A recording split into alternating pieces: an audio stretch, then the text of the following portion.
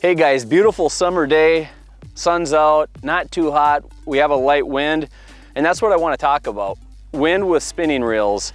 It can be a challenge, particularly with braided line on a cast. What wind does is it bows that line out, and when you're fishing presentations like a jig, pretty much anything really, you want to be tight line to that bait to feel what's happening on the business end.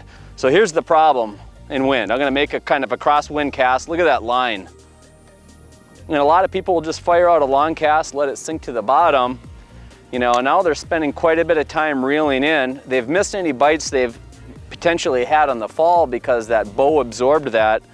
So we're gonna make a proper cast in the wind, or just show you a quick way to minimize that bow. Ideally, you're casting directly into the wind where the bow isn't a factor, or directly downwind, but that's not always the case. You know, you want a fan casting area.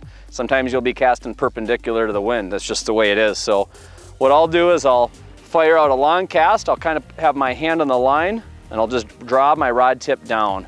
Now if you look right off the end of the rod, I'm just straight with that jig. I'll show you one more time there.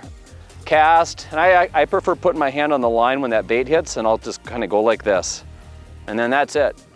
So a couple quick shots in slow motion so you can see how wind bows the line, and then how just doing a quick tighten job on that prevents it from bowing. And then look at that, I'm just tight with that presentation. And I was also able to detect bites on the fall, which is, you know, real common with a lot of different baits. So